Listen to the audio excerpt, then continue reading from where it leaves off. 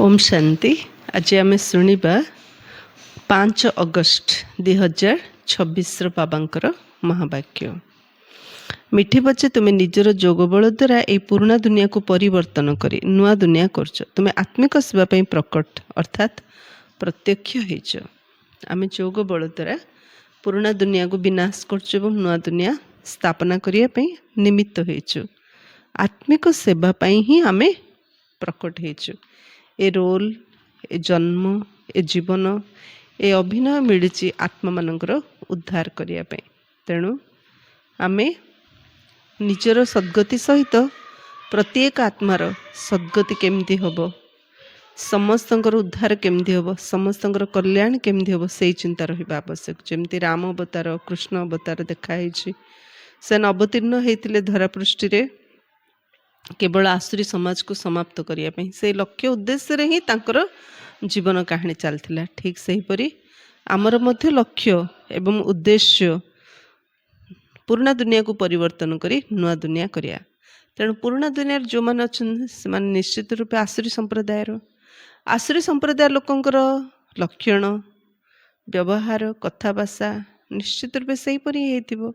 एठी तो के देवता नाहंती। तेणु किए कौटी कौन करुच्ची, भल करुच्ची कि मंद करुच्ची, क्या विषय किसी चिंता न करी आमे आमर सेवार लागिबा। सब आत्मा मानकर उद्धार केमती हम, कल्याण केमती हम, से विषय चिंता करिबा। कारण आमे एइथिपई एबे ए जीवनटी पाइछन्ते। प्रश्न, सचोट एवं यथार्थ पुरुषार्थी संतान मानकर लक्षण सब कौन हेथिबो? जे यथार्थ पुरुषार्थी सचोट पुरुषार्थी से लक्षण कौन हेथिबो? उत्तर, सचोट संतान माने केबे हेले भी निजर भूल को लुचेबेनी, तुरंत बाबा को शुणाई देबे। से बहुत बहुत निरहंकारी होइथांती। सेमानंको बुद्धि रे सर्वदा यह स्मरण रही थाए जे जेपरि कर्म मु करिबी मते देखि अन्य माने करिबे। जे सचोट पुरुषार्थी से अहंकार रहिबनी, निरहंकारी होगी सब कथा बाबा को जनइब। राति शोला बेले बाबा को सब जनईकि ही मन खाली करिकी पेट खाली करिकी से शोइब। आ से सब गोटे कथा ता बुद्धि रहियो मु जेपरि कर्म करी मते देखी अन्य माने करिवे। सेमाने काहार अपसेवार आलोचना करती ना, निज सेवार मग्न रही था। सेमाने काहार अवगुण को देखी निजर मुंड खराब करती ना।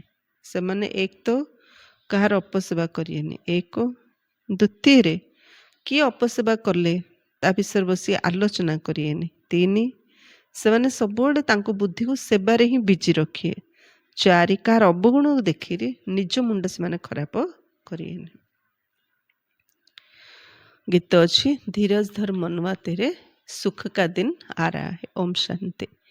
मीठा मीठा आत्मिक संतान मानू आत्मिक पिता धैर्य दौरान जेपरि लौकिक पिता मते धैर्य दे था ना।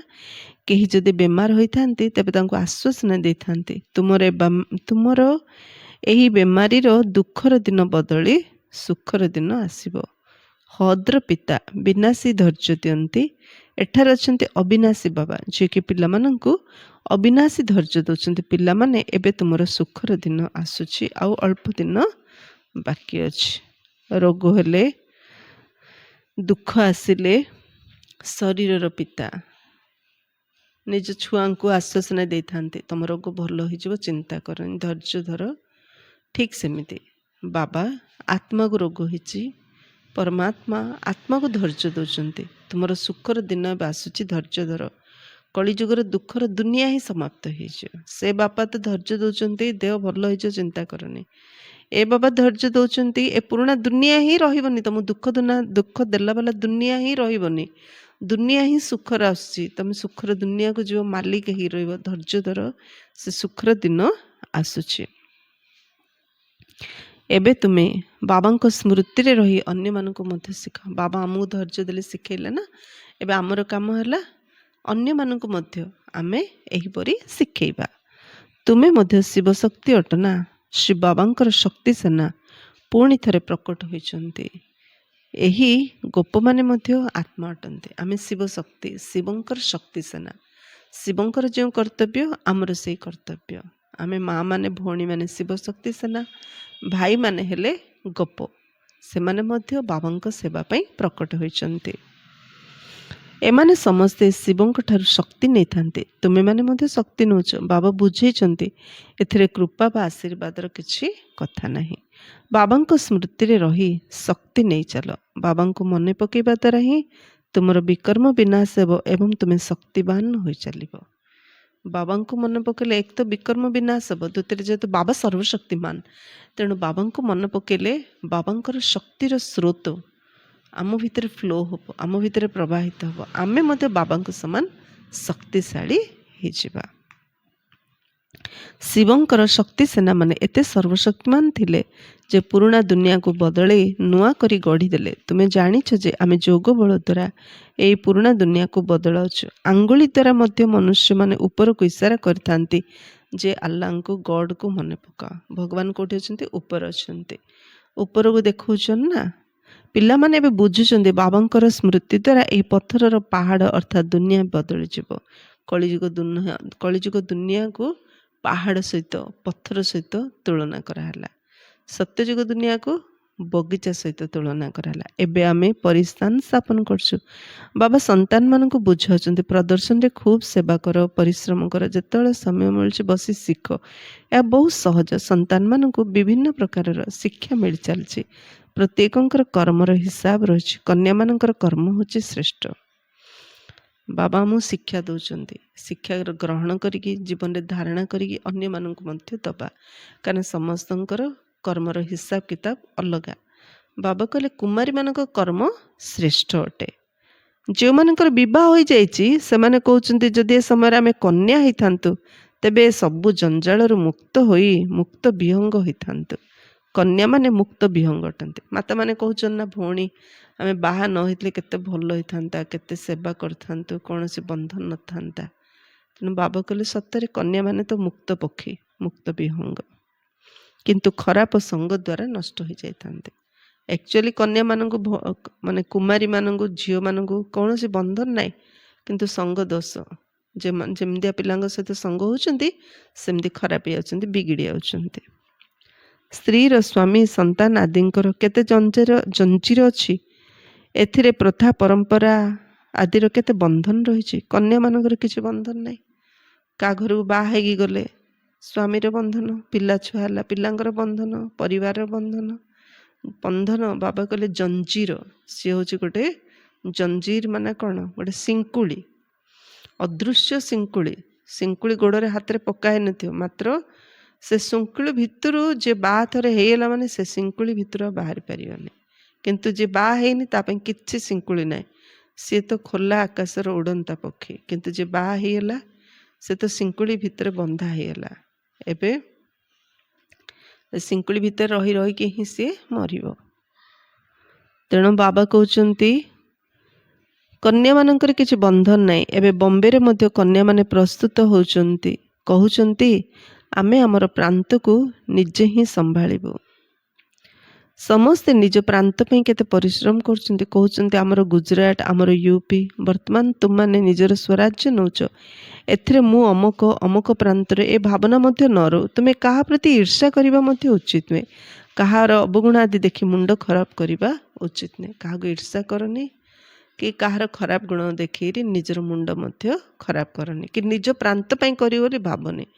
କାରଣ ଏ ଈଶ୍ୱରୀୟ ବିଶ୍ୱବିଦ୍ୟାଳୟ, ସାରା ବିଶ୍ୱବିଦ୍ୟାଳୟ ସାରା ବିଶ୍ୱରେ କେବଳ ଜଣେ ବାବାଙ୍କର।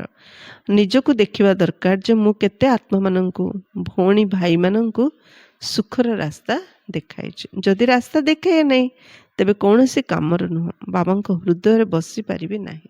ଯଦି ମୁଁ କାହାକୁ ବାବାଙ୍କର ଜ୍ଞାନ ଶୁଣେଇନି, ପରିଚୟ ଦେଇନି, ତ ତା ଅର୍ଥ ବାବାଙ୍କ ହୃଦୟରେ ସ୍ଥାନ ପାଇପାରିବି ନାହିଁ।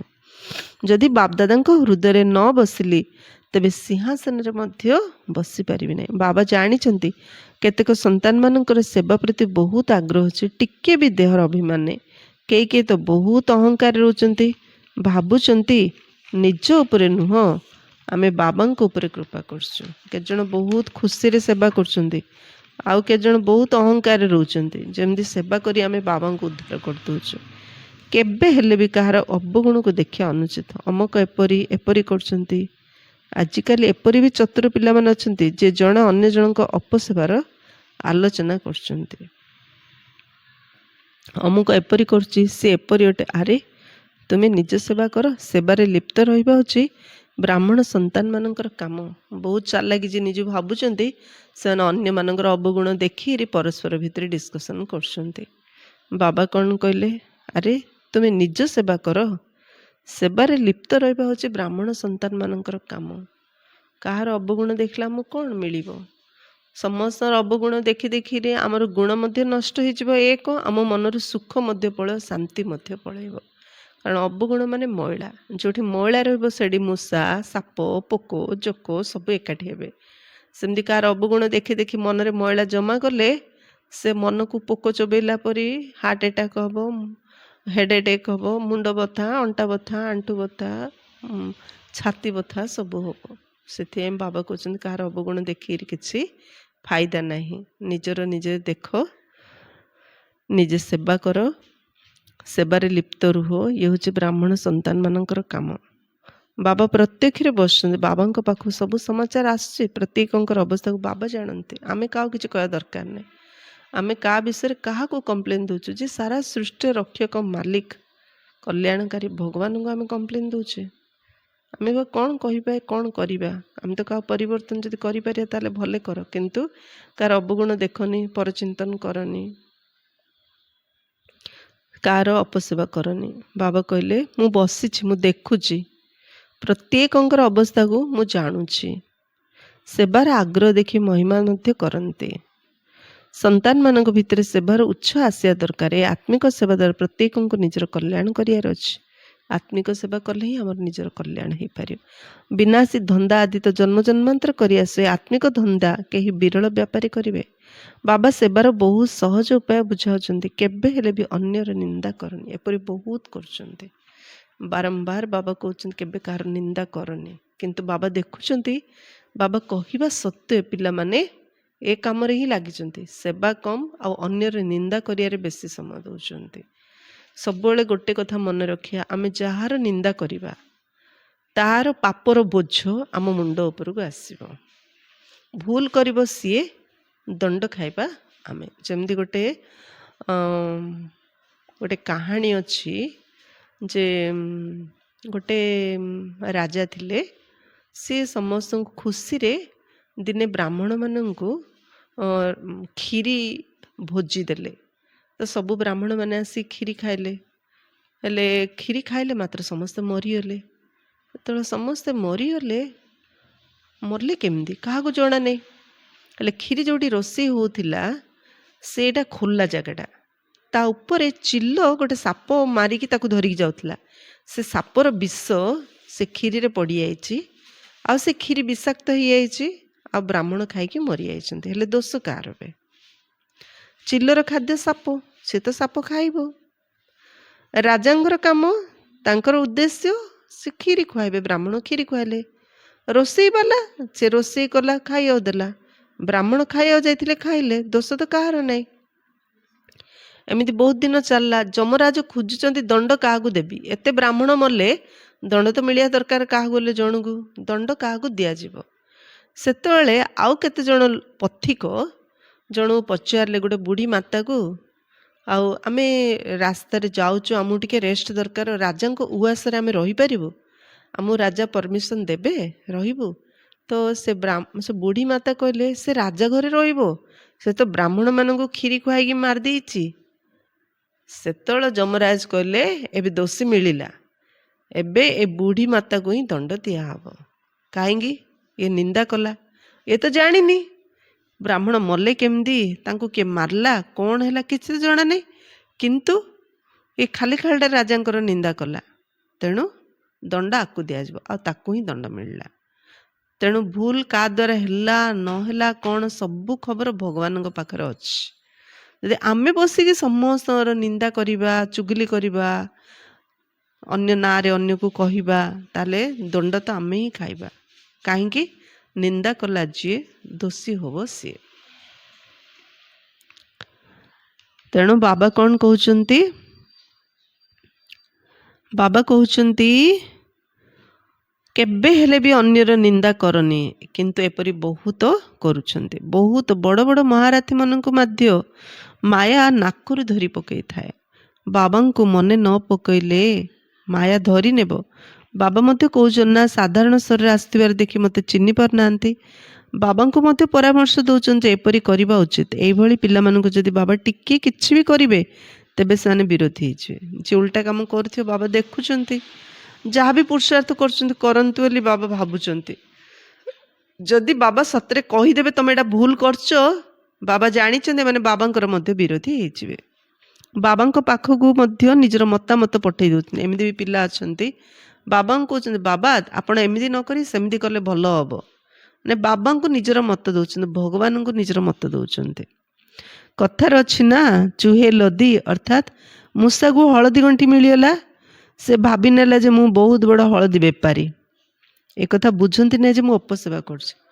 ଟିକେ ଜ୍ଞାନ ଭଗବାନଙ୍କର କ'ଣ ପାଇଗଲେ ଭଗବାନଙ୍କୁ ହିଁ ଉପଦେଶ ଦେବାରେ ଲାଗିଗଲେ।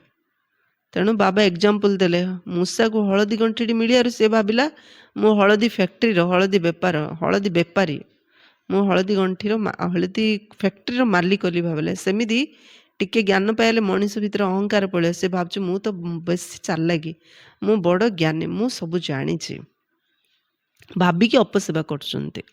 ଅନେକଙ୍କ ଦ୍ୱାରା ତ ଭୁଲ ହୋଇ ଚାଲିଛି, ବାକି ଅବସ୍ଥା କେବେ ଉଚ୍ଚ କେବେ ନିଚ ଏହିପରି ଚାଲି ଆସି ପ୍ରତ୍ୟେକ ନିଜ ଅବସ୍ଥାକୁ ଦେଖିବା ଉଚିତ। ସମସ୍ତଙ୍କ ଦ୍ୱାରା ଭୁଲ ହେଉଛି, ଭଗବାନ ଉପରୁ ଦେଖୁଛନ୍ତି। ସମସ୍ତର ଅବସ୍ଥା ଅପ୍ ଆଣ୍ଡ ଡାଉନ୍ ହେଉଛି, ତଳକୁ ଉପର ହେଉଛି, ସେଇଟା ବି ଭଗବାନ ଦେଖୁଛନ୍ତି। ତେଣୁ ସେ କହୁଛନ୍ତି ପ୍ରତ୍ୟେକ ନିଜ ଅବସ୍ଥାକୁ ଦେଖିବା ଉଚିତ। ଯିଏ କହୁଛି ଯିଏ ନିନ୍ଦା କରୁଛି କ'ଣ ତାର ଭୁଲ ହେଉନି? ହେଉଛି ନିଶ୍ଚୟ, ଭଗବାନ ନିଜେ ଦେଖୁଛନ୍ତି ଆଉ କହୁଛନ୍ତି। ତେଣୁ ବାବା କହୁଛନ୍ତି ନିଜ ଅବସ୍ଥାକୁ ଦେଖିବା ଉଚିତ। ବିବେକବାନ ସଚ୍ଚୋଟ ସନ୍ତାନ ମାନେ ନିଜର ଅବସ୍ଥା ବିଷୟରେ ତୁରନ୍ତ କହିଦେଇଥାନ୍ତି। କେହି ତ ନିଜର ଭୁଲକୁ ଲୁଚାଇ ଦିଅନ୍ତି। ଏଥିରେ ବହୁତ ନିରହଙ୍କାରୀ ପଣିଆ ଦରକାର। ନିଜ ଭୁଲକୁ କହିବା ପାଇଁ ନିରହଙ୍କାରୀ ପଣିଆ ଦରକାର। ଅହଙ୍କାର ନଥିଲେ ହିଁ ନିଜ ଭୁଲ ଆମେ କହିପାରିବା। ସେବାର ବୃଦ୍ଧିରେ ଲାଗିଯିବା ଉଚିତ। ସର୍ବଦା ଏହି ଧ୍ୟାନ ରହିବା ଉଚିତ, ମୁଁ ଯେପରି କର୍ମ କରିବି ମୋତେ ଦେଖି ଅନ୍ୟମାନେ କରିବେ। ଯଦି ମୁଁ କାହାର ନିନ୍ଦା କରିବି ତେବେ ଅନ୍ୟମାନେ ମଧ୍ୟ ତାହା କରିବାକୁ ଲାଗି ପଡ଼ିବେ।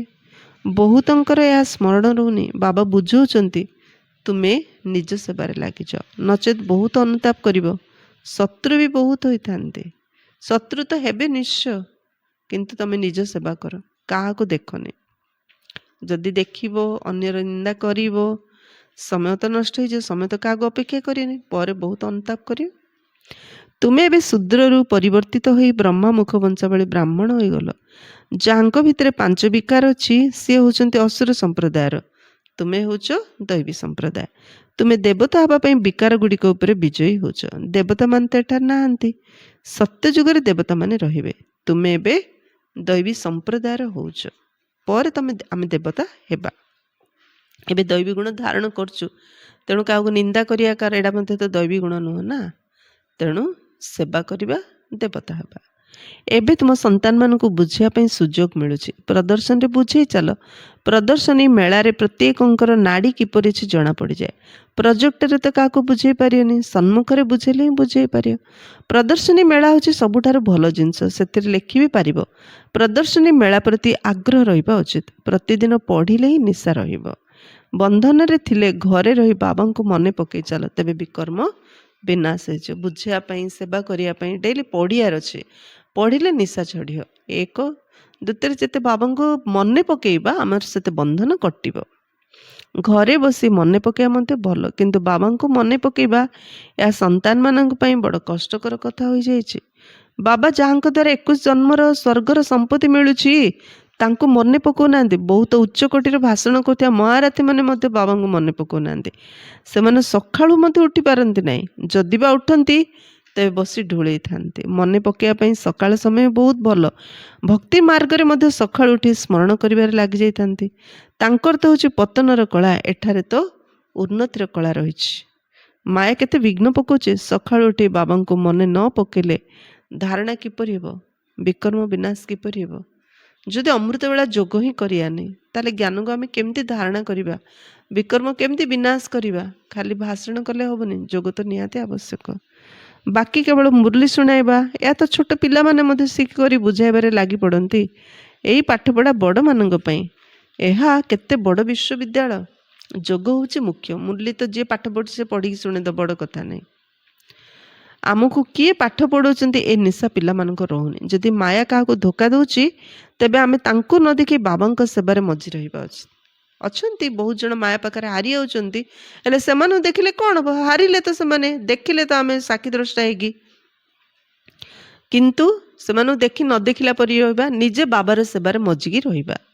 ବାବାଙ୍କ ପାଖକୁ ସବୁ ସମାଚାର ଆସୁଛି, କେହି ଦେହ ଅଭିମାନରେ ଆସି ଭାବନ୍ତି ଯେ ଇଏ ଏପରି କରୁଛନ୍ତି, ଏମିତି କରୁଛନ୍ତି। ସେମାନେ ଅନ୍ୟମାନଙ୍କର ହିଁ ନିନ୍ଦା କରି ସମୟ ନଷ୍ଟ କରିଥାନ୍ତି। ନିନ୍ଦା କେଉଁମାନେ କରୁଛନ୍ତି? ଯେଉଁମାନେ ଦେହ ଅଭିମାନରେ ରହୁଛନ୍ତି। ଦେହ ଅଭିମାନରେ ଥିବା ଲୋକ ସମସ୍ତଙ୍କର ଅବଗୁଣ ଦେଖୁଥିବେ, ଖୁଣ କାଢ଼ୁଥିବେ, ନିନ୍ଦା କରୁଥିବେ, ଆଉ ନିଜର ସମୟ ବସିକିରି ନିନ୍ଦା କରି କରି ନଷ୍ଟ କରୁଥିବେ। ତୁମର କାମ ହେଉଛି ସେବାରେ ରହିବା। ଯଦି ମନରେ କିଛି କଥା ଆସୁଛି ତେବେ ବାବାଙ୍କୁ ସୂଚନା ଦେଇଦେଲ, ବାସ୍। ଯାହା ବି ଦେଖିଲ ଶୁଣିଲ ମନରେ ଆସିଲା ବାବାଙ୍କୁ କୁହ ନା। ଏ ପରସ୍ପର କହିକି ପର ବିଷୟରେ ବାତାବରଣ କାହିଁ ଖରାପ କରୁଛ? ପର ଚିନ୍ତନ କରିବା ଉଚିତ ନୁହଁ। ସବୁବେଳେ ମନେ ରଖିବା, ପର ଚିନ୍ତନ କରିବା ଉଚିତ ନୁହଁ। ଇଏ ଶ୍ରୀମତ ନୁହଁ, ଇଏ ଅନୁଚିତ। ବାବା ବସନ୍ତି ସମସ୍ତଙ୍କୁ ସୁଧାରିବା ପାଇଁ। ବାବା ଜାଣିଛନ୍ତି ସମସ୍ତଙ୍କର ଭାଗ୍ୟ, ବାବା ଜାଣିଛନ୍ତି। ଆଉ ସମସ୍ତେ ଛୋଟ ମୋଟ ଭୁଲ କରୁଛନ୍ତି। ଯିଏ ନିନ୍ଦା କରୁଛ ତାର ଭୁଲ ହଉନି। ତେଣୁ ବାବା କ'ଣ କହିଲେ? ପର ଚିନ୍ତନ କରିବା ଉଚିତ ନୁହଁ। ଯୋଗ କର ନା। ଯଦି ଦେଖିଲ କାହାର ଭୁଲ ହେଉଛି ତା ପାଇଁ ଯୋଗ କର ନା। ବାବାଙ୍କଠୁ ସକାଶ ନେଇ ତାକୁ ଦିଅ, ତାକୁ ପରିବର୍ତ୍ତନ ହେବାରେ ସହଯୋଗ ଦିଅ ନା। ସୁଭାବନା ଶୁଭ କାମନା ରଖ, ତାକୁ ମିଠା କଥା ଜ୍ଞାନର କଥା କୁହ, ବ୍ୟବହାର ଭଲ କର। ଏଇଟା ନିଜର ସ୍ୱପୁରୁଷାର୍ଥ ଜାରି ରଖ, ବାକି ଯିଏ ଯାହା କଲା ନିଜ ପାଇଁ। ସନ୍ତାନମାନେ ସେବାରେ ଦିନ ରାତି ଲାଗି ରହିବା ଉଚିତ। ଏହା ହିଁ ତୁମର ଧନ୍ଦା ଅଟେ। ସବୁଦିନ ପ୍ରଦର୍ଶନରେ ଏଇ କଥା ବୁଝାଅ ଯେ ଇଏ ଶିବ ବାବା, ଇଏ ପ୍ରଜାପିତା ବ୍ରହ୍ମା। କଳ୍ପ ପୂର୍ବେ ମଧ୍ୟ ପ୍ରଜାପିତା ବ୍ରହ୍ମାଙ୍କର ଗାୟନ ହେଉଛି। ଶିବ ବାବା ପ୍ରଜାପିତା ବ୍ରହ୍ମାଙ୍କ ଦ୍ୱାରା ମନୁଷ୍ୟ ସୃଷ୍ଟି ରଚନା କରୁଛନ୍ତି। ଏପରି ନୁହେଁ କି ସୃଷ୍ଟିରେ ମନୁଷ୍ୟ ହିଁ ନଥିଲେ। ମନୁଷ୍ୟ ସୃଷ୍ଟି ରଚନା କରୁଛନ୍ତି, ଅର୍ଥାତ୍ କଣ୍ଟାକୁ ଫୁଲ କରୁଛନ୍ତି। ଏମିତି ନୁହଁ ଯେ ନୂଆ ସୃଷ୍ଟି ବାବା ରଚନା କରୁଛନ୍ତି, ନା। ମଣିଷ ଯେଉଁ କଣ୍ଟା ପରି ହେଇଯାଇଛି, ଅବଗୁଣ ସବୁ ଭରିକି ରଖିছে, ବିକାର ଦେହ ଅଭିମାନ, ବାବା ପ୍ରତିଦିନ ଜ୍ଞାନ ଶୁଣେଇକି ଯୋଗ ଦ୍ୱାରା ଶକ୍ତି ଦେଇକି ଆମ ଭିତରୁ ଖରାପ ଗୁଣ ସବୁ ବାହାର କରି ଭଲ ଗୁଣ ଭରୁଛନ୍ତି, ଯଦ୍ୱାରା ଆମେ କଣ୍ଟାରୁ ଫୁଲ ହେଇଯାଉଛୁ, ମଣିଷରୁ ଦେବତା ହେଇଯାଉଛୁ। ଶ୍ରୀ ବାବା ବ୍ରହ୍ମାଙ୍କ ଦ୍ୱାରା ସୃଷ୍ଟି ରଚନା କରୁଛନ୍ତି। ତେବେ କ'ଣ ଉପରେ ସୃଷ୍ଟି ରଚନା କରିବେ? ବ୍ରହ୍ମା ତ ଏଠାରେ ରହିବେ ନା। କେତେ ସ୍ପଷ୍ଟ ଭାବରେ ବୁଝାଇ ଦିଆଯାଇଛି। ବାବା କହୁଛନ୍ତି, ମୁଁ ବହୁତ ଜନ୍ମର ଶେଷ ଜନ୍ମରେ ପ୍ରବେଶ କରି ମନୁଷ୍ୟମାନଙ୍କୁ ଦେବତା କରାଉଛି। ତେଣୁ ସନ୍ତାନମାନଙ୍କୁ ସେବାରେ ରାତି ଦିନ ପରିଶ୍ରମ କରିବା ହେବ। ଧନ୍ଦା ଆଦିରୁ କିଛି ସମୟ ବାହାର କରି ଏହି ସେବାରେ ଲାଗିଯିବା ଉଚିତ। ରାଇଟ୍ ହ୍ୟାଣ୍ଡ ଯିଏ ବାବାର, ସେ ଟାଇମ୍ ମିଳିଲେ ସେବା କରିବେ ବୋଲି ଭାବିନି। ସେ ଯେମିତି ହେଲେ ଟାଇମ୍ ବାହାର କରି ବାବାଙ୍କର ସେବା କରିବେ। ଏପରି ନୁହେଁ ଯେ ସମୟ ମିଳୁନି। ଯଦି ବେମାରରେ ପଡ଼ିଗଲେ ତେବେ କ'ଣ କହିବ ଯେ ଫୁର୍ସତ ନାହିଁ? ତେଣୁ ପୁରୁଷାର୍ଥ କରିବା ଆବଶ୍ୟକ। ପ୍ରେରଣା ଦ୍ୱାରା କିଛି ବି ହୋଇପାରିବନି। ଯଦି ଭଗବାନଙ୍କର ପ୍ରେରଣା ଦ୍ୱାରା କାମ ହୋଇପାରିବନି ତେବେ ଅନ୍ୟମାନଙ୍କର ପ୍ରେରଣାରେ କାମ କିପରି ହେବ? ଭାବୁଛନ୍ତି ଯେ ଭଗବାନ କ'ଣ ନ କରିପାରିବେ? ମରିଯାଇଥିବା ବ୍ୟକ୍ତିକୁ ବଞ୍ଚେଇ ଦେଇପାରେ। ଆରେ ଭଗବାନଙ୍କୁ ତୁମେ କହୁଛ, ହେ ପତିତ ପାବନ ଆସ, ଆମକୁ ପତିତରୁ ପାବନ କର। ତା ଛଡ଼ା ଆଉ କିଛି କଥା ନାହିଁ। ଏହିପରି କ'ଣ କହୁଛନ୍ତି ଯେ ଆସି ମୁର୍ଦାରକୁ ବଞ୍ଚେଇ ଦିଅ? ସେ ପତିତ ପାବନ କରିବା ପାଇଁ ଆସନ୍ତି, ବାକି ମଲା ଲୋକ ବଞ୍ଚାଇବା ପାଇଁ ଆସିନାହାନ୍ତି। ସେମିତି ହେଲେ ତ ସବୁ ନାକ ଘୋଷରି ବୁଢ଼ା ବୁଢ଼ୀ ହେଇକିରି ସଂସାରରେ ଭରି ହେଇକି ରହିବେ। ଆହୁରି କଷ୍ଟ, ଆହୁରି ରୋଗ, ଆହୁରି ଦୁଃଖ ବଢ଼ି ବଢ଼ିଯିବ। ମରିଯାଇଥିବା ବ୍ୟକ୍ତିକୁ ବଞ୍ଚେଇ ଦେଇପାରେ। ଆରେ ଭଗବାନଙ୍କୁ ତୁମେ କହୁଛ, ହେ ପତିତ ପାବନ ଆସ, ଆମକୁ ପତିତରୁ ପାବନ କର। ତା ଛଡ଼ା ଆଉ କିଛି କଥା ନାହିଁ। ଏହିପରି କ'ଣ କହୁଛନ୍ତି ଯେ ଆସି ମୁର୍ଦାରକୁ ବଞ୍ଚେଇ ଦିଅ? ସିଏ ହେଉଛନ୍ତି ପତିତ ପାବନ। ଭାରତ ପାବନ ଥିଲା ନା। ବାବା କହୁଛନ୍ତି, ମୁଁ କଳ୍ପ କଳ୍ପ ଆସି ପାବନ କରାଉଛି, ପୁଣି ମାୟା ଆସି ପତିତ କରାଉଛି, ଏବେ ପୁଣି ପାବନ କରିବା ପାଇଁ ଆସିଛି ମୁଁ। କେତେ ସହଜ କଥା ବତାଉଛି। ବୈଦ୍ୟ ଲୋକମାନେ ଜଡ଼ିବୁଟି ଦ୍ୱାରା ବଡ଼ ବଡ଼ ରୋଗକୁ ମଧ୍ୟ ଠିକ୍ କରିଦିଅନ୍ତି। ତାପରେ ତାଙ୍କର ମହିମା ମଧ୍ୟ ହୋଇଥାଏ। କାହାକୁ ସନ୍ତାନ ବା ଧନ ମିଳିଲେ କହିବେ ଯେ ଗୁରୁଙ୍କର କୃପା ହେଲା। ଆଚ୍ଛା, ଯଦି ସନ୍ତାନ ମରିଗଲା ତେବେ କହିବେ ଭାଗ୍ୟରେ ଥିଲା। ଏବେ ଏସବୁ କଥାକୁ ତୁମେ ସନ୍ତାନମାନେ ବୁଝୁଛ। ସନ୍ନ୍ୟାସୀମାନେ ପବିତ୍ର ହୋଇଥାନ୍ତି, ତେଣୁ ତାଙ୍କର ମହିମା ହୋଇଥାଏ। କ୍ଷତି ହେଲେ ଭଗବାନ କରିଦେଲେ, ଭଲ ହେଲେ ଗୁରୁ କରିଦେଲେ, ମୋର ଭାଗ୍ୟ ବୋଲି କହୁଛନ୍ତି। ଏବେ ଏସବୁ କଥାକୁ ତୁମେ ସନ୍ତାନମାନେ ବୁଝୁଛ। ସନ୍ନ୍ୟାସୀମାନେ ପବିତ୍ର ହୋଇଥାନ୍ତି, ତେଣୁ ତାଙ୍କର ମହିମା ହୋଇଥାଏ। କିନ୍ତୁ ସେମାନେ ହେଉଛନ୍ତି ହଟଯୋଗୀ। ସେମାନେ ରାଜଯୋଗ ଶିଖେଇ ପାରିବେ ନାହିଁ। ସେମାନେ ସନ୍ନ୍ୟାସୀ, ଆମେ ଗୃହସ୍ଥୀ। ପୁଣି ଆମେ ନିଜକୁ ତାଙ୍କର ଫଲୋଅର ବୋଲି କିପରି କହିପାରିବା? ବାବା ତ କହୁଛନ୍ତି ସନ୍ତାନମାନଙ୍କୁ ସମ୍ପୂର୍ଣ୍ଣ ଅନୁସରଣ କରିବାର ଅଛି। ମନା ଭବ, ମୋତେ ମନେ ପକାଇଲେ ତୁମେ ପବିତ୍ର ହୋଇଯିବ ଏବଂ ମୋ ସାଥିରେ ଘରକୁ ଯିବ। ଭଗବାନ ନିଜେ କହୁଛନ୍ତି ମୋତେ ମନେ ପକାଇଲେ ତୁମେ ପବିତ୍ର ହୋଇଯିବ, ମୋ ସାଥିରେ ଘରକୁ ଯିବ। ମୁଁ ତ ସଦା ପବିତ୍ର ଅଟେ। ମନୁଷ୍ୟମାନେ ପତିତ କରିଥାନ୍ତି, ବାବା ଆସି ପାବନ କରୁଛନ୍ତି। ସେ ପବିତ୍ରତା ଶାନ୍ତି ସୁଖର ସାଗର ଅଟନ୍ତି। ତୁମକୁ ମଧ୍ୟ ଏହିପରି ଗଢ଼ୁଛନ୍ତି। ତୁମେ ଯୋଗ ବଳ ଦ୍ୱାରା ଆତ୍ମାକୁ ପବିତ୍ର କରୁଛ। ତୁମେ ଜାଣିଛ ଯେ ଆମକୁ ବହୁତ ସୁନ୍ଦର ଶରୀର ମିଳିବ। ଯୋଗ କଲେ ଆମକୁ ବହୁତ ସୁନ୍ଦର ନିରୋଗୀ କଞ୍ଚନକାୟ ଶରୀର ମିଳିବ। ମନୁଷ୍ୟକୁ ବାସ୍ତବରେ ଦେବତା କରିବାର ଅଛି। ଏପରି ନୁହେଁ ଯେ କେବଳ ଦେବତାଙ୍କର କପଡ଼ା ଆଦି ପିନ୍ଧିଦେବ। ତେବେ କ'ଣ ହେବ? ନିଜ ଉପରେ ସମ୍ପୂର୍ଣ୍ଣ ଧ୍ୟାନ ଦେବାର ଅଛି, ଯେମିତି ଦେହ ଅଭିମାନ ନ ଆସୁ। ଭଲ ଡ୍ରେସ୍ ପିନ୍ଧ, କିନ୍ତୁ ତମ ଡ୍ରେସ୍ ଦେଖିରି କାହାର ବିକାର ମନ ନ ଚାଲୁ, ସଂକଳ୍ପ ନ ଚାଲୁ। ସେମିତି ଡ୍ରେସ୍ ପିନ୍ଧ, ଦେଖିକି ଦେହ ଅଭିମାନ କାର ନ ଆସୁ। ବାବା ଆମେ ତ ଆପଣଙ୍କ ଠାରୁ ସମ୍ପତ୍ତି ନେଇକରି ହିଁ ଛାଡ଼ିବୁ। ତୁମେ ମଧ୍ୟ କହୁଛ ଆମେ ଭାରତକୁ ନିଶ୍ଚିତ ଶ୍ରେଷ୍ଠାଚାରୀ କରିକି ଛାଡ଼ିବୁ। ନିଶ୍ଚୟ ବୁଦ୍ଧିମାନେ ହିଁ ଏଇଭଳି କହିଥାନ୍ତି ନା। କେତେକ ତ କହୁଛନ୍ତି ଏତିକି ଅଳ୍ପ ସମୟ ମଧ୍ୟରେ କିପରି ହେବ? ବାସ୍ତବରେ ସଂଶୟ କେବେ ହେଲେ ବି ଆଣିବା ଉଚିତ ନୁହେଁ। ସଂଶୟରେ ଆସିଲେ ପୁଣି ସେବାରେ ଅଳସୁଆ ହେଇଯାନ୍ତି। ସେବାରେ ଅଳସୁଆ କମାନେ ହେଉଛନ୍ତି ଯାହାଙ୍କୁ ପୁରା ନିଶ୍ଚୟ ନାହିଁ ବାବାଙ୍କ କଥା ଉପରେ, ଯାହା ସଂଶୟ ଆସୁଛି ସେମାନେ ଅଳସୁଆ ହେଇଯାଉଛନ୍ତି। ସମୟ ବହୁତ କମ୍ ଅଛି। ଯେତେ ହୋଇପାରେ ପୁରୁଷାର୍ଥ ଅଧିକ କରିବା ଆବଶ୍ୟକ। କେଉଁଠାରେ ଲଢ଼େଇ ଆଦିର କିଛି ହଙ୍ଗାମା ହୋଇଗଲେ ଦେଖିବ କେତେ ପରିଶ୍ରମ ଅର୍ଥାତ୍ ପୁରୁଷାର୍ଥ କରିବା ଲାଗି ପଡ଼େ ସେ ହଙ୍ଗାମାକୁ ବନ୍ଦ କରିବା ପାଇଁ। ଭାବୁଛନ୍ତି ଯେ ଯଦି ଆମେ ସମ୍ପୂର୍ଣ୍ଣ ବାବାଙ୍କ ସ୍ମୃତିରେ ନ ରହିବୁ ସେ ସମୟରେ ତୀବ୍ର ପୁରୁଷାର୍ଥ ତ କରିପାରିବୁ ନାହିଁ। ସେ ସମୟରେ ତ ବହୁତ ବିପତ୍ତି ଆଦି ଆସିବ। ଯଦି ବାବାଙ୍କୁ ପୁରା ୟାଦ ନ କରିବା ତାହେଲେ ବହୁତ ବିପତ୍ତି ଆସିବ ଲାଷ୍ଟରେ। ତେଣୁ ବାବା କହୁଛନ୍ତି ଯେତେ ଦୂର ସମ୍ଭବ ତୀବ୍ର ବେଗରେ ଆଗକୁ ବଢ଼ିଚାଲ। ଏହା ହେଉଛି ଆତ୍ମାମାନଙ୍କର ପ୍ରତିଯୋଗିତା।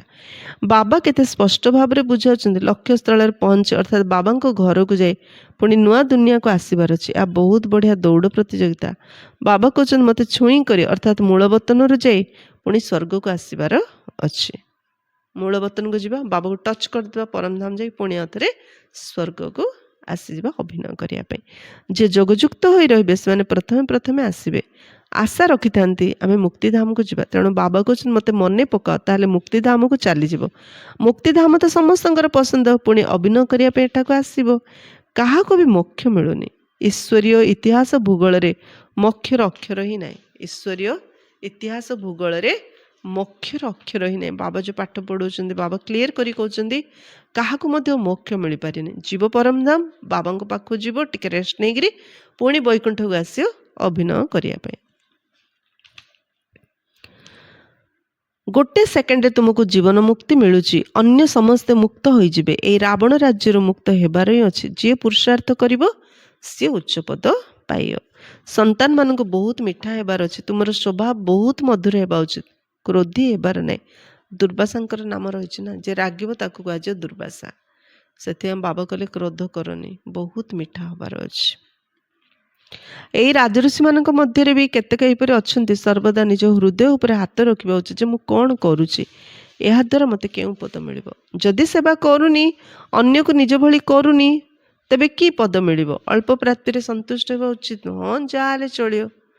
ବାବା କହିଲେ ଅଳ୍ପ ପ୍ରାପ୍ତିରେ ସନ୍ତୁଷ୍ଟ ହେବା ଉଚିତ ନୁହଁ। ସ୍ୱୟଂ ଭଗବାନ ଆସନ୍ତି ଢାଳି ଦେବା ପାଇଁ ଭାଗ୍ୟ, ଆମେ କହିବା ଯାହା ହେଲେ ଚଳିବ, ଏଟା ତ ଉଚିତ ନୁହଁ। ବାବା କହୁଛନ୍ତି ମୁଁ ସନ୍ତାନମାନଙ୍କୁ ସମ୍ପୂର୍ଣ୍ଣ ବାଦଶାହୀ ଦେବା ପାଇଁ ଆସି, ତେବେ ସାହସ ରଖି ଦେଖାଇବା ଉଚିତ। କେବଳ କଥାରେ ତ ଚଳିବନି, ବାବାଙ୍କ ସେବାରେ ତ ଅସ୍ଥି ମଧ୍ୟ ଦେବାର ଅଛି। ଏପରି ସେବା କରୁଛନ୍ତି ମଧ୍ୟ, କିନ୍ତୁ ଦେହ ଅଭିମାନ ଆସିବା ଦ୍ୱାରା ନିଶା ଆସିଯାଉଛି ଏବଂ ତଳକୁ ଖସି ପଡ଼ୁଛନ୍ତି। ବାବାଙ୍କ ମୁରଲି ଶୁଣୁଛନ୍ତି, ନିଜର ହାଡ଼ ବାବା ସେବାରେ ଲଗେଇ ଦେଉଛନ୍ତି। ପୁଣି ଯେତେବେଳେ ଦେହ ଅଭିମାନ ପଳେଇ ଆସୁଛି, ମୁଁ ଆଗା କରୁଛି, ସମସ୍ତଙ୍କୁ ଚାରିଆଡ଼େ ଆଖପାଖ ଦେଖୁଛନ୍ତି, ମୋ ପଳି କିଏ କରୁନି, ଅହଙ୍କାର ପଳେଇ ଆସୁଛି, ଦେହ ଅଭିମାନ ପଳେଇ ଆସୁଛି, ଯଦ୍ୱାରା ପୁଣି ତଳକୁ ଖସି ପଡ଼ୁଛନ୍ତି। ମାୟା ମଧ୍ୟ କମ୍ ମଲା ଯୋଦ୍ଧା ନୁହଁ। ବାବାଙ୍କ ଶ୍ରୀମତରେ ନ ଚାଲିଲେ ମା ଯୁଦ୍ଧ କରିଥାଏ। ତେଣୁ ବାବାଙ୍କୁ ଛାଡ଼ି ଦେଇଥାନ୍ତି। ସେବା କରୁଥିବେ, ହଡ଼ି ସେବାରେ ଲଗେଇବେ, କିନ୍ତୁ ଶ୍ରୀମତରେ ଚାଲିବେନି, ତ ସେମାନେ ତ ମାୟା ପାଖରେ ନିଶ୍ଚୟ ହାରିବେ। ଯଦି ବାବାର ଶ୍ରୀମତରେ ଚାଲିକି ଆମେ ସେବା କରିବା, ଆମେ କେବେ ମଧ୍ୟ ମାୟା ପାଖରେ ହାରିବାନି। ଜ୍ଞାନ ଯୋଗ ଧାରଣା ଥାଇକି ଯଦି ସେବା କରିବା, ତାହେଲେ ଆମେ ନିଶ୍ଚୟ ଉପରକୁ ଉଠିପାରିବା। ବାବା ସୁଖଧାମର ମାଲିକ କରାଉଛନ୍ତି, ତେଣୁ ନିଜ ପ୍ରତି ଦୟା ଆସିବା ଦରକାର। ବାବା ବହୁତ ସହଜ ପୁରୁଷାର୍ଥ ସହଜ ପରାମର୍ଶ ଦେଉଛନ୍ତି। ମାୟାର ତୁଫାନ ତ ବହୁତ ଆସିବ, କିନ୍ତୁ ମହାବୀର ହବାର ଅଛି। ଆସିବ ମାୟାର ତୁଫାନ, କିନ୍ତୁ ଆମକୁ ମହାବୀର ହବାର ଅଛି। ମହାବୀର ହନୁମାନ ସୀତାଙ୍କୁ ଖୋଜିବାକୁ ଗଲେ କେତେ ସମସ୍ୟା ଆସିଲା, ସବୁ ସାମ୍ନା କଲେ, ସବୁ ସମାଧାନ କରିକି ଆସିଲେ। ସିଏ ହେଲା ମହାବୀର। ସମସ୍ୟା ତ ସମସ୍ତଙ୍କ ପାଖକୁ ଆସିବ, କିନ୍ତୁ ଯିଏ ହାରିଗଲା କ'ଣ ସେ ମହାବୀର କି? ସମସ୍ୟା ଉପରେ ଯିଏ ବିଜୟ ପ୍ରାପ୍ତ କଲା ସିଏ ହେଲା ମହାବୀର। ସିଏ ହିଁ ଶ୍ରୀରାମଙ୍କର प्रकृत सेवाधारी हो पारे। अच्छा, मीठे मीठे सिक्के थे बच्चों प्रति माता पिता बाप दादा का याद प्यार और गुड मॉर्निंग। रूहानी बाप की रूहानी बच्चों को नमस्ते। हम रूहानी बच्चों की रूहानी बाप दादा को याद प्यार गुड मॉर्निंग और नमस्ते नमस्ते नमस्ते। धारणा पाई मुख्य सारांश नंबर 1, सेवारे आग्रह रखी निजर एवं अन्य मानकर कल्याण करिवार अछि। सेवा द्वारा ही आमे निजर मध्य कल्याण करिपारे, अन्य मानकर मध्य कल्याण करिपारे। सेवार एतिकी शक्ति अछि। सेवा कले समस्तଙ୍କର आशीर्वाद मिलुछि। से आशीर्वाद द्वारा वर्तमान मध्य सुखमय होछि, भविष्यत मध्य हमर उज्जवल होई जाउछि।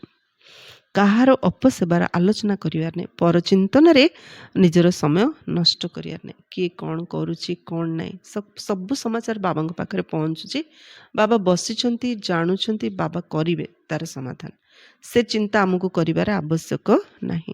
पर चिंतन करिकी निजर समय नष्ट करिया हबनी। सेकेंड, सचोट एवं निरहंकारी होई सेवा को बढ़ेबार अछि। सेवा करूछु, किंतु सेवा से तो दीटा गुण आज बाबा कहले। एक तो सचोट हबा, द्वितीय निरहंकारी है कि सेवा को बढ़ेबा। सकाळु सकाळु उठी बाबा को स्नेहर सहित मन पकायर अछि। निजर कथा एवं काम को समान करिवार अछि। सकाळु उठी बाबा को प्यार याद करिया, एमती न बसी पड़े इे ढूलेले, सेमती नुह। प्यार बाबा को जोग करिया, पावरफुल जोग करिया एक। द्वितीय निजे जहाँ कहूचु ताहा काम रे करियार अछि। कहिबा और करिबा समान होबार अछि। वरदान, मन मना भावर स्थिति द्वारा मनर भाव को जानुथिबा सफलता स्वरूप भव। जो पिला माने सर्वदा मनमना भावर स्थिति स्थित रही थांती, से माने अन्य मानकर मनर भाव को मध्य जानि पारंती। जे बाबा को याद रोचंती से माने अन्य मानर मनर भाव, कहीं मनटा जो शांत शीतल रोचे, अन्य मानकर मनर भाव को मध्य आमे जानि पारछो। मुखर भाषा जहाँ भी होई थाओ, किंतु तार भाव कौन ताको जानिबार अभ्यास करि चल। तेबे समस्तंकर मनर भाव को बुझी पारिबा द्वारा सेमानंकर जहाँ सब आशा रही बा प्राप्तिर इच्छा गुड़िक रही से गुड़िक पूर्ण करिपारिबो। बाबांकठु किए शांति चाहूँगी, किए खुशी चाहूँगी, किए शक्ति चाहूँगी, किए कौन चाहूँगी। आमे जदि बाबा याद रे थिबा ताले आमे अन्यर मनर भावना को बुझी पारिबा। बाबांकठु से गुण से शक्ति को आमे दान दे पारिबा, तार से इच्छा को पूर्ण करिपारिया। एहा द्वारा से माने अविनाशी पुरुषार्थी होई जिवे। तापरे सेवार सफलता मध्य अल्प समय भितर अधिक मिलिबार देखिबाकू मिलिबो। एवं तुमे माने पुरुषार्थी स्वरूप परिवर्ते सफलता स्वरूप हिजिबो। बाबा को याद रे रहिले अन्यर मन को जानी पारिबा, से माने जहाँ चाहूचंदी ताहा देई पारिबा, जो द्वारा आमे अविनाशी पुरुषार्थी हिजिबा। सेवारे तो सफल मिलिबो, सफलता अल्प समय रे मिलिबो। आमे पुरुषार्थी स्वरूप होबाने आमे सफलता स्वरूप हिजबा जोग द्वारा। स्लोगान, जदि सोईबा समय सबकिछि बाबा को समर्पी दे निजे खाली हो जिवो, तेबे व्यर्थ बा बिकारी स्वप्न आसियोनी। एक्चुअली 90 मिनिट निद आम पाई यथेष्ट, अति अधिक गले 2 घंटा यथेष्ट। किंतु आमे सोउचंती समस्ते 6 घंटा 8 घंटा सोउचंती, हेले जो 2 घंटार जो बड़का आत्मा भटकुची, विभिन्न प्रकार स्वप्न देखुचु, डर लगुची, भय लगुची, केते कौन सब से राति रे ही हार्ट अटैक लोक मरी जाउचंती। ए प्रकार सब देखी देखी रे से बाबा कहते सोई आउ जतल जाउचो, सोईला बेलू मनरे जहाँ चली सब बाबा को समर्पण कर दियो। दिन सारा जहाँ भी कर्म कारोबार सब बाबा को समर्पण कर दियो। मनटा पूरा खाली करी सोईपड़, देखिबो व्यर्थ संकल्प चलियोनी कि बिकारी स्वप्न मनरे स्वप्न आसियोनी। अव्यक्त इशारा, अपवित्रतार बीज को मध्य समाप्त करी संपूर्ण स्वच्छ अर्थात पवित्र हुओ। तुमे आत्मा माने ब्राह्मण जीवन रे एभली पवित्र होच जहाँकि शरीर को मध्य एवं प्रकृति को मध्य पवित्र कर दोच। सेथिपई शरीर एवं आत्मा उभय पवित्र अटंती। संपूर्ण पवित्रतार अर्थ है अपवित्रतार अंश मात्र मध्य नथिबो। काहेकि ना पवित्रतार मात्रा जेतिकी थिबो, ब्राह्मण जीवनर व्यक्तित्व मध्य सेतिकी थिबो। ଯେତେ ଅଧିକ ପବିତ୍ରତା ଆମ ଭିତରେ ରହିବ ସେତେ ଅଧିକ ଆମ ଚେହେରାରେ ଚମକ ଆସିବ, ଆମର ବ୍ୟକ୍ତିତ୍ୱ ସମସ୍ତଙ୍କୁ ସେତେ ଆକର୍ଷଣ କରିବ। ଯଦି ପବିତ୍ରତା କମ୍ ଅଛି ତେବେ ବ୍ୟକ୍ତିତ୍ୱ ମଧ୍ୟ କମ୍ ଅଛି, ପର୍ସନାଲିଟି। ବ୍ରାହ୍ମଣ ଜୀବନର ପର୍ସନାଲିଟି ହେଉଛି ପବିତ୍ରତା। ତେବେ ଏବେ ଏହି ପବିତ୍ରତାର ବ୍ୟକ୍ତିତ୍ୱ ସେବା କ୍ଷେତ୍ରରେ ମଧ୍ୟ ସହଜରେ ସଫଳତା ପ୍ରାପ୍ତ କରିଦେବ। ତେଣୁ ଯେତେ ଆମେ ପବିତ୍ର ରହିବା ସେବାରେ ମଧ୍ୟ ଆମକୁ ସେତେ ଅଧିକ ସଫଳତା ପ୍ରାପ୍ତ ହୋଇପାରିବ। ତେଣୁ ଅପବିତ୍ରତାର ଅଂଶ ମଧ୍ୟ ଆମ ପାଖରେ ନ ରହୁ, କାରଣ ପବିତ୍ରତା ହିଁ ହେଉଛି ସଫଳତାର ଚାବିକାଠି। ଆଚ୍ଛା, ଓମ୍ ଶାନ୍ତି।